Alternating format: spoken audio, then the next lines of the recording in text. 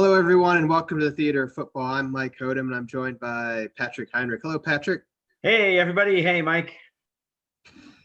Hello, Patrick. Happy New Year to you, and Happy New Year to all of you listening or watching out there. Patrick, a couple days ago we played Wolves, and it was very slow and turgid, and Rashford ended up winning it via deflection in the 93rd minute. Yep. Today, it felt like anything but that match. For sure. I guess a new year, a different feel, but at the end of the day, I was biting my nails at the end. How are you doing? Oh, yeah. I was absolutely biting my nails at the end. And this couldn't be a better way to ring in the new year with a game like that. So I thought that, the difference between how we played versus Villa today versus the Wolves, I thought was catastrophically different. But I was still biting my nails at the end. I know Aston Villa is a team that can very easily put one in the last minute of stoppage time. They're absolutely capable of doing that. So I was on the edge of my seat throughout the entire time in the last minute of stoppage time. Yeah, I agree with you. I mean, Villa, their scoring record this season's been much better than last season. Mm-hmm. Overall, they've defended better too, for that matter. But what was frustrating for me watching this match is Villa have one creative force in that team, in my opinion. That's Jack Grealish. Yep. And whoever he got squared up against, they would show him on his right foot. You have Grealish, who is a one-footed player. He can only play the ball with his right foot, and they kept showing him on his right foot. That's right. That was so frustrating. Yeah. And so it wasn't a surprise that he created their equalizer. I'm not going to go into.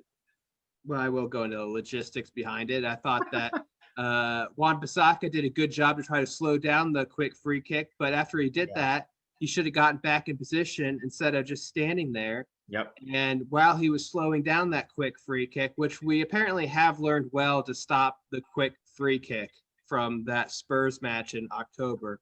Yeah, exactly. Kane found Son, and everybody just kind of went their separate ways.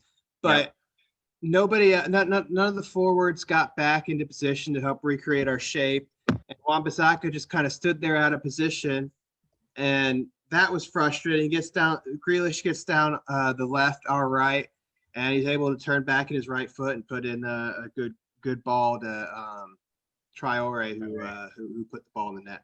But that was the most frustrating thing from watching this match, was just how many times Grealish got the ball and we just kept showing him to his right side. Yeah, exactly. That drove me nuts. But besides that, I thought the overall team performance was a lot better than what it was against Wolves. Against Wolves, I thought they were good individual performers. I thought Bailly played well, and he may have been better today. Yeah. De Gea was good against Wolves, and he may have been better today. I thought Matic was good against Wolves, and he came on, and I thought he helped solidify that midfield. Yes, he accumulated fouls and picked up that yellow card, but that's sort of what he does. So, I mean, and then beyond that, I thought, besides that free kick and the goal that Villa got, which I thought was a sloppy goal to concede by us, I thought Wan-Bissaka was night and day from the Wolves match. I thought he was really poor going forward against Wolves, and he didn't look assured at the back at times. I thought he was excellent today, besides that moment. He, of course, got the assist on Martial's goal. Yeah. And I thought Pogba put in a man of the match performance. Yeah. I thought, like the last time we were together, you were asking me, what would it take for me to think that Manchester United is a contender for the championship?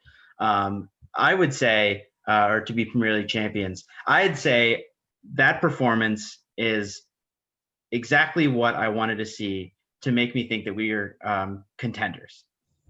I thought everybody played to the caliber that I expected them to play at. I thought, like you said, like De Gea, I thought his performance was, all the times Ole has been talking about De Gea being the world-class goalie. I thought the world-class goalie showed up today in that match. And I thought Bai's performance was excellent. I thought everybody played very well. Minus a few, things that I think, we still have to work on. Yeah, I mean, outside of the Villa goal, I thought McTominay was wasteful in possession. I thought Fred in the second half I thought he was great in the first half and he was poor in the second half. Yeah. That's always his second half MO is he's always the second half. He's always easy to give up balls. It's like he can't lock down the pass to him. It always bounces off him. And then usually he either, passes it inadvertently to somebody, or he ends up running someone down and committing a foul just to get the ball back. That's like Fred's second half MO in a nutshell.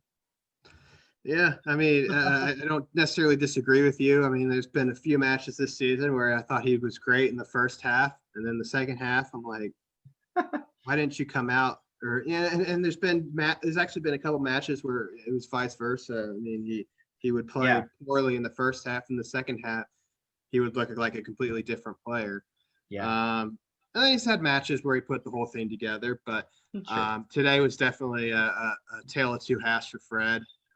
But I did like I really, really actually liked the change that Ole made to take McTominay off and bring on Modic, because absolutely. That reverted us back to his more favorite 4-2-3-1 formation. Yeah. And I just felt like that gave us a much more that just solidified things for us, whether defensively or even going forward and attack. One of them could pitch in on the attack and know that they had cover behind them.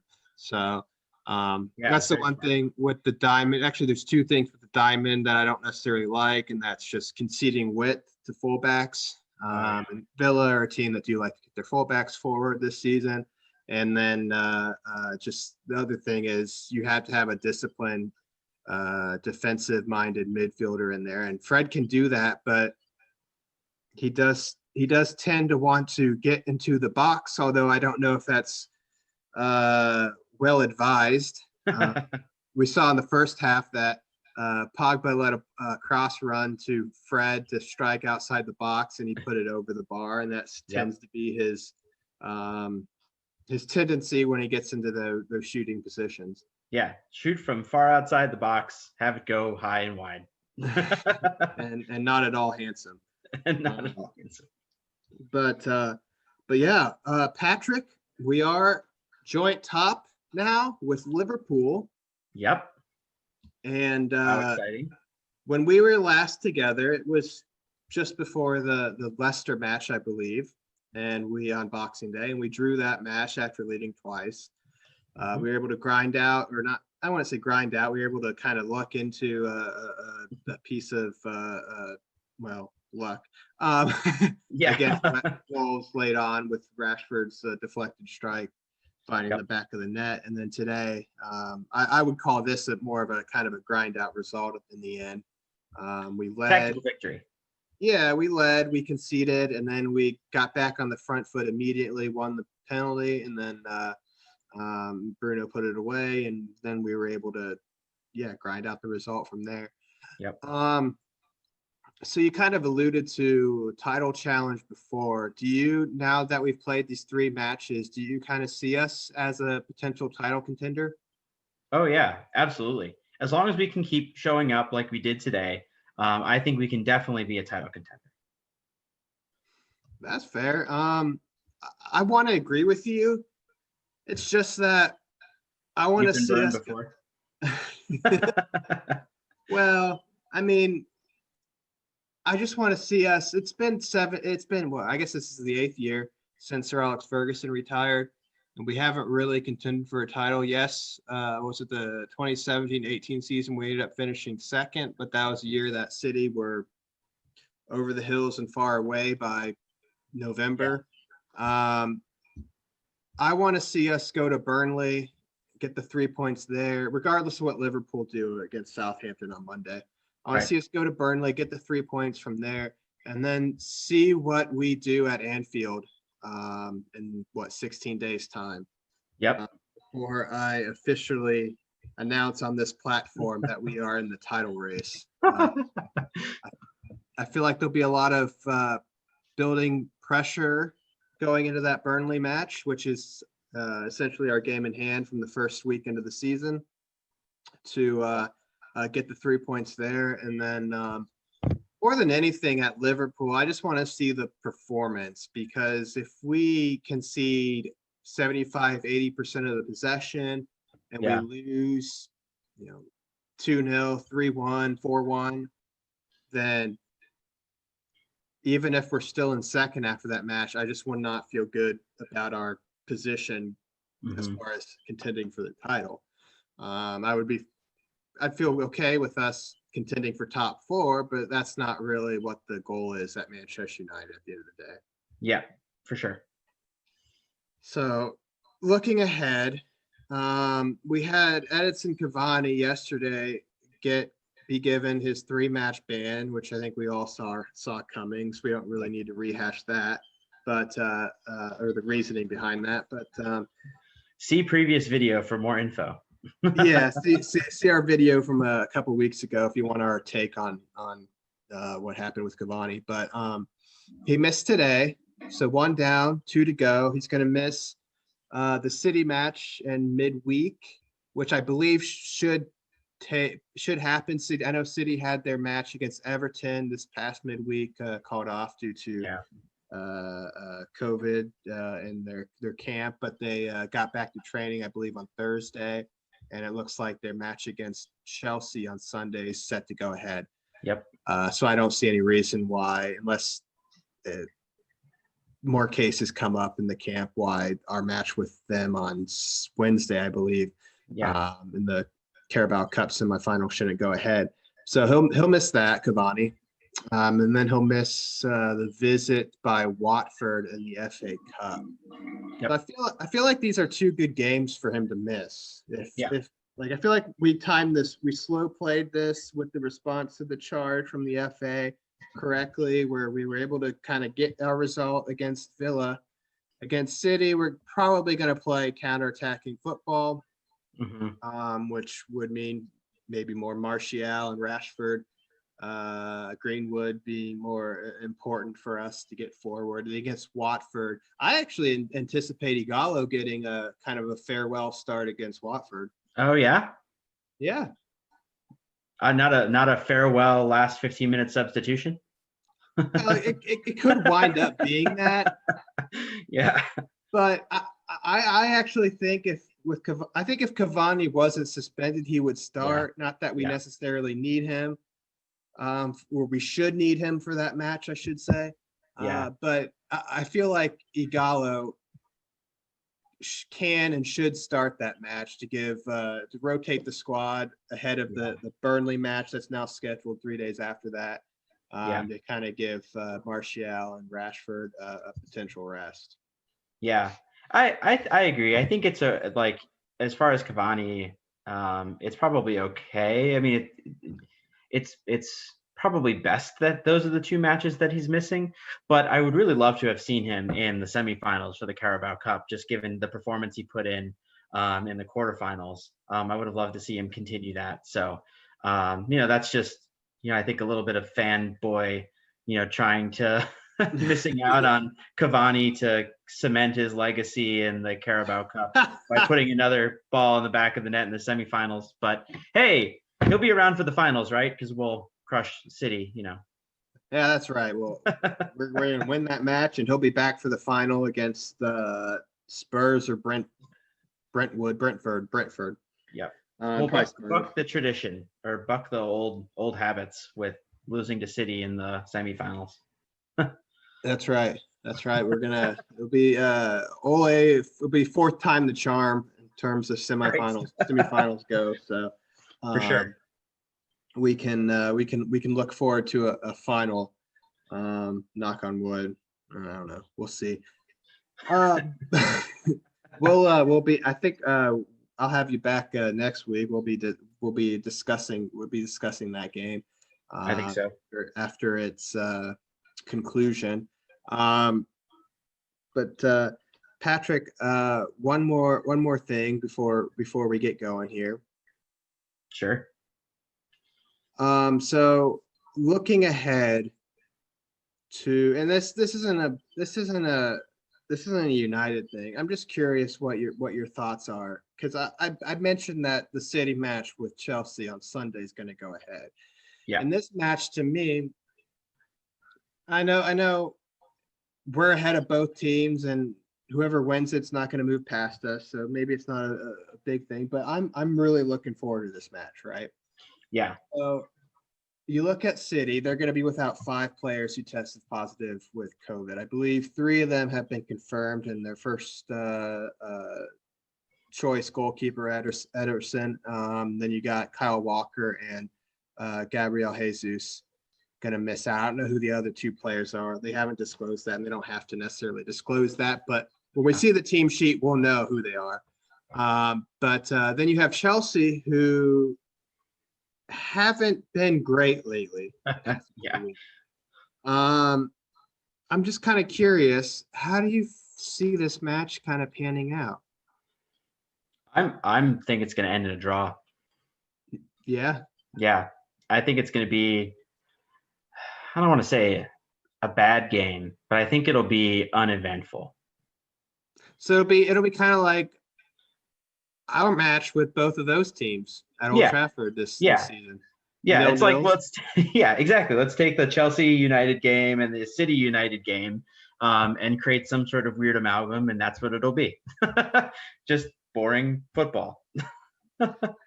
That's funny, because I thought you were gonna say something else, but Really? and then I was gonna come back and say I think it's gonna finish 0-0. Good. And I agree with you. City are gonna miss 5 players. I don't know, with Aguero coming back, I don't know if Jesus would have started or not. Aguero just come back from injury, so he may have started regardless, or he may not start. I don't know. He might go with Pep might go with a false 9. I don't know what he'll decide.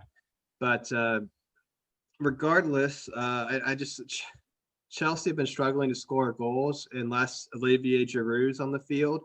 Yeah.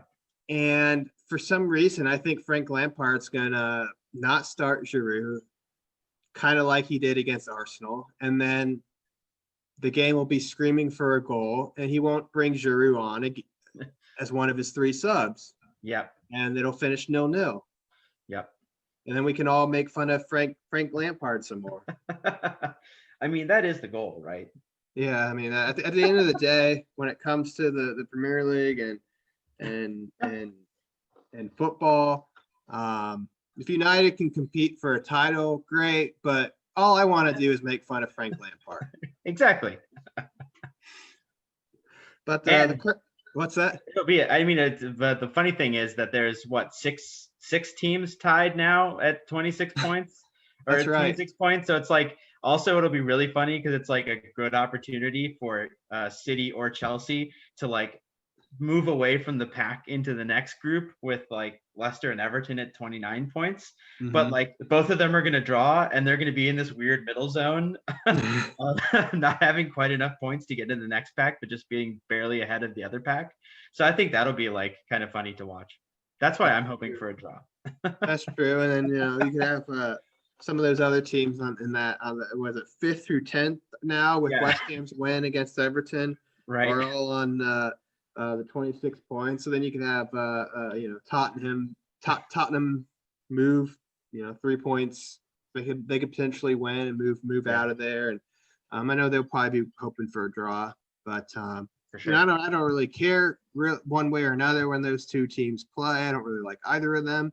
Yep. So I do want an entertaining game. If it's going to be a draw, I hope it's like 2-2. Yeah. But I don't see that happening. No, I don't either. Nah. Oh well. But the curtain is now closing on the theater of football. United get the win today against Villa, move up to 33 points, level on points with Liverpool, and also level on games, at least until Monday, when Liverpool go to St. Mary's Stadium to take on Southampton. So thank you for joining us, and once again, Happy New Year's to everyone watching and listening out there. And thank you for joining us, and thank you to Patrick for joining me as well today.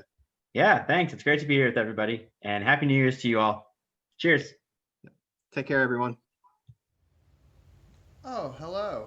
Thank you for watching the Theater of Football. If you think Mike got it wrong yet again, please leave your thoughts in the comment section below.